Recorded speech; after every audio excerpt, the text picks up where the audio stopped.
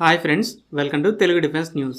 ఇక టాపిక్లోకి వెళ్తే ఏఎన్ఐ ఇచ్చిన రిపోర్ట్ని బట్టి 31 MQ-9 డ్రోన్ డీల్లో అమెరికా ఇండియా అడ్వాన్స్డ్ ఇండిజినస్ యూఏవీని డెవలప్ చేయడానికి కన్సల్టెన్సీని కూడా ఇస్తామని ఆఫర్ చేసింది. కన్సల్టెన్సీ అంటే డ్రోన్ని డిజైన్ చేయడం నుండి మ్యానుఫ్యాక్చర్ చేయడంలో గైడెన్స్ ఇస్తుంది. డిఆర్డిఓ డ్రోన్ డెవలప్మెంట్స్లో స్ట్రగుల్ అవుతున్న విషయం తెలిసిందే. అమెరికాకి ఈ ఫీల్డ్లో కూడా చాలా ఎక్స్పర్టైజ్ ఉంది. ఆ అనుభవంతో డ్రోన్ డెవలప్మెంట్లో అసిస్టెన్స్ ఇస్తామంటుంది. టర్కీ 5th జనరేషన్ కార్న్ జెట్ని డెవలప్ చేయడానికి టైఫూన్ అలాగే 6th జనరేషన్ టెంపెస్ట్ కన్సోర్షియమ్స్లో ఉన్న యూకేస్ పిఏఈ సిస్టమ్స్ కన్సల్టెన్సీ ఇస్తుంది. అదేవిధంగా సౌత్ కొరియన్ KF-21 ప్రాజెక్ట్లో అమెరికా సహాయం చేస్తుంది. ఇలా ఆల్రెడీ బాగా ఎక్స్పీరియన్స్ ఉన్న వాళ్ళ నుండి గైడెన్స్ తీసుకుంటే డెవలప్మెంట్ స్పీడప్ అవుతుంది. తపస్ అనేది ఒక medium altitude long endurance drone.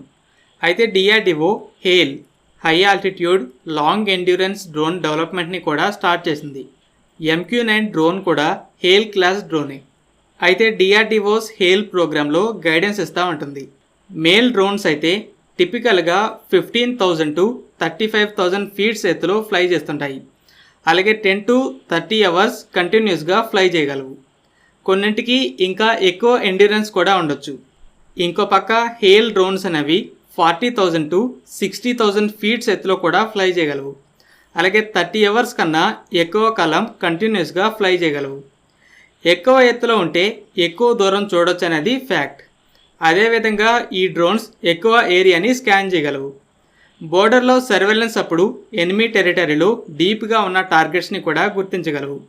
అలాగే టిపికల్ మేల్ క్లాస్ డ్రోన్ కంటే ఎక్కువసేపు సర్వేలెన్స్ అందించగలవు.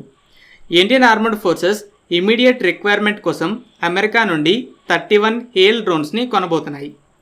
అయితే అమెరికా ఈ డీల్తో ఓన్ ప్రోగ్రాంలో కూడా గైడెన్స్ ఇవ్వడానికి సిద్ధంగా ఉన్నామని చెప్తుంది. కానీ స్వదేశీ ప్రోగ్రామ్ అయితే స్పీడప్ అవుతుంది. ఫ్రెండ్స్, ఈ వీడియో మీకు నచ్చినట్టయితే లైక్ చేయండి. అలాగే మరిన్ని ఇంపార్టెంట్ డిఫెన్స్ అప్డేట్స్ కోసం మన ఛానల్ని సబ్స్క్రైబ్ చేసుకోండి.